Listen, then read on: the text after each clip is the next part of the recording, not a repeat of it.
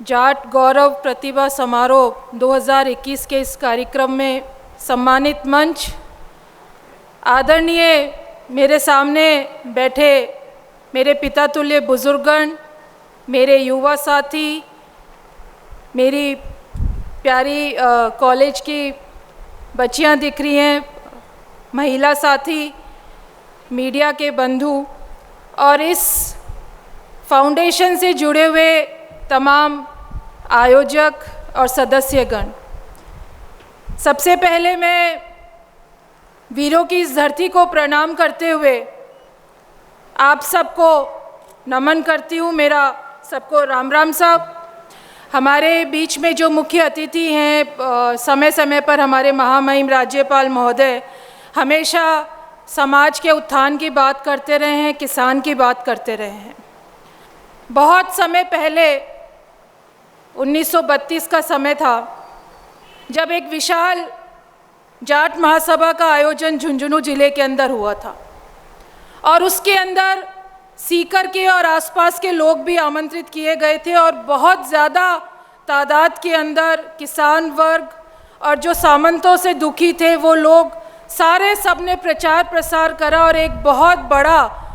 बड़ा एक सैलाब उमड़ा झुंझुनू जिले के अंदर और बहुत ही सफल जाट महासभा का आयोजन हुआ था। मैं समझती हूँ कि ऐसे मौके पर अगर हम लोग जिले के जो जाट नेता रहे हैं, ऐसे टाइम पर मैं याद करना चाहूँगी चौधरी हरलाल सिंह जी को, जिन्होंने उनका बहुत बड़ा योगदान रहा। जाट महासभा जब हुई थी उसको लोगों को इकट्ठा करना, सामंतवाद के खिलाफ आवाज़ उठाना और अपनी बात रखना कि हमारे समाज के लोग आगे बढ़ें, पढ़ाई करें और उस ऊंचे स्तर पर पहुँचे जहां उनको पहुंचने का अधिकार है। उनका एक बहुत बड़ा योगदान रहा और इस मंच से मैं उनको नमन करना चाहूँगी। दूसरे जो शख्स हैं इस मौके पे मैं चर्चा करना चाहूँगी वो हमारे स्वर्गीय शीशराम जी ओला जी को करना चाहूँगी, क्योंकि जो रिजर्वेशन की बात चलती है, हमारे समाज के उत्थान की बात चलती है साथियों, और मैं समझती हूँ कि जब हम आम आदमी के तौर पर जब कहीं पे हमारे बच्चे परीक्षा देना जाते थे या किसी परीक्षा के अंदर बैठते थे, कहीं पे भर्ती के अंदर जाते थे तो बड़ी दिक्कत आती थी। लेकिन जब आरक्षण के अंदर हमारा नंबर आया और जिसमें बहुत बड़ा योगदान हमारे ओला साहब का रहा, तो मैं समझती हूँ कि आज जब जितने IAS, RS और सेना में जो भर्ती हुए हैं लोग, उनके अंदर भी एक बहुत बड़ा तादाद के अंदर हमारे समाज की भागीदारी रही है और आगे भी रहेगी। मैं अपने पिताजी को भी याद करना चाहूँगी, रामनारायण चौधरी जी को भी इस समय। उनसे जब कुछ बन पड़ा, जब वो व्यवस्था के अंदर थे, राजनीतिक व्यवस्था के अंदर जब वो थे, विभिन्न विभागों के जब वो मंत्री बने, तो हमारे जाट समाज के हज़ारों लोगों को उन्होंने नौकरियां दी। जब डिग्री नहीं हुआ करती थी, केवल उनके मन में था कि मेरे समाज का बच्चा आगे बढ़े और नौकरी के अंदर जाए, तो उन्होंने जब अपने अपने विभाग जब उनके पास था, चाहे वो परिवहन विभाग हो, चाहे वो आवासन मंडल हो और अन्य विभाग थे, उन्होंने अपने समाज को आगे बढ़ाने का, नौकरी देने का काम करा। यहाँ पर मैं सिर्फ इतना कहना चाहूँगी, जब हम समाज की बात करते हैं तो व्यवस्था की बात भी होनी चाहिए। चाहे राजनीतिक व्यवस्था के अंदर हमारे लोग बैठे हों, चाहे प्रशासनिक व्यवस्था के अंदर हमारे लोग बैठे हों। बहुत से ऐसे किस्से हैं जो मैं समय होगा कभी तब अब हम लोग बैठेंगे, चर्चा करेंगे। लेकिन जब हम किसी पोस्ट पर चले जाते हैं, चाहे हम मंत्री बन जाएं, चाहे हम विधायक बन जाएं, चाहे हम IAS अधिकारी बन जाएं, RS अधिकारी, IPS अधिकारी, हमारे समाज का कोई व्यक्ति, विशेषकर मैं जाट समाज की बात करना चाहूँगी क्योंकि मैं देखती हूँ बहुत बारीकी से और मैं बहुत से लोगों को मदद के लिए भी फ़ोन करती हूँ या लोगों को भेजती हूँ। तो जो सबसे कमी हमारे समाज के अंदर मैं महसूस करती हूँ वो होती है जब हम व्यवस्था के अंदर होते हैं तो हमारे समाज की हम उस हद तक मदद नहीं कर सकते जितनी हमें करनी चाहिए। मैंने एक अधिकारी को फ़ोन करा पुलिस विभाग के, मैंने उनसे आग्रह करा कि ये अपने समाज का अच्छा थानेदार है, पुलिस विभाग से संबंधित काम था। और इसको आप देख लें तो सामने से उस अधिकारी का, बड़ा अनुभवी अधिकारी था, उसका मेरे को जवाब दे, मैं सुन के दंग रह गई कि विधायक महोदय मेरे पे जाट होने का ठप्पा लग जाएगा। इस चीज़ से साथियों हम लोगों को बाहर निकलना होगा, अपने समाज को, क्योंकि सब अपने अपने समाज की रहनुमाई करते हैं, अपने अपने समाज की मीटिंग करते हैं और उसके अंदर अपने समाज के अंदर अगर कोई व्यवस्था सही नहीं है तो उस पर भी बात करते हैं। तो इस मौके पे मैं कहना चाहूँगी कि व्यवस्था के अंदर, हम किसी भी व्यवस्था में उच्च पद पर अगर हमारे अधिकारी, हमारे लोग बैठे हैं तो उनका दायित्व बनता है कि वो अपने समाज के लोग, कोई दुखी है, कोई ज़रूरतमंद है, उसकी हम मदद करें और ज़्यादा से ज़्यादा उन लोगों को प्रोत्साहित करें और आगे लेकर आएँ। दूसरा, जब हम समाज की बात करते, बहुत सी कुरीतियाँ हमारे समाज के अंदर है, जैसे नशाबंदी की हम बात करें, बहुत सी व्यवस्था हमारी ख़राब है। तो मैं कहना चाहूँगी जो ये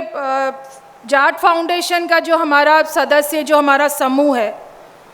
वो इस पर भी चर्चा करें, समय समय पर ऐसी आयोजन करते रहें। लोगों की रुचि आज नहीं तो अगली बार बढ़ेगी और उससे अगली बार बढ़ेगी। जैसे जैसे आप आयोजन करेंगे निश्चित तौर पर लोगों का मन भी बढ़ेगा और हम लोगों की भी इच्छा होगी कि हम लोग अपने समाज के लिए कुछ करें, आगे बढ़ें, ताकि हम लोगों को देख कर भी लोग आगे बढ़ें और हमारे समाज के अंदर जो बुराइयां हैं और जो अच्छाइयां हैं उनको हम उजागर कर सकें, अच्छाइयों को और ग्रहण करें और बुराइयों को ख़त्म करने का काम करें। मैं विद्यार्थी भवन जाट बोर्डिंग की तरफ से, यहाँ पे हमारे समाज के लोग बैठे हैं, मैं कहना चाहूँगी कि जाट बोर्डिंग हमेशा लोगों के, समाज के काम आता रहा है। आगे भी जो छात्र छात्राएं हमारे आगे पढ़ना चाहते हैं, परीक्षाएं देना चाहते हैं विभिन्न, और जो भी उनका सिलेबस होता है तो उनको फ्री ऑनलाइन क्लासेस के लिए जो भी पढ़ने के लिए सामग्री चाहिए वो फ्री देने का हमारे यहाँ से बिल्कुल प्रयास रहेगा। प्रयास क्या, बिल्कुल देंगे। जो भी आगे जो IAS है, RS है, परीक्षाओं के अंदर, कोई भी भर्ती के अंदर जाना चाहता है हमारे समाज के और उनको पढ़ने के लिए कोई सामग्री उपलब्ध करवानी है तो विद्यार्थी भवन की तरफ से एकदम निःशुल्क उनको सामग्री उपलब्ध करवाई जाएगी, चाहे वह ऑनलाइन की व्यवस्था हो या पुस्तकों की व्यवस्था हो। तीसरी बात आज मैं आपके सामने यहाँ कहना चाहूँगी,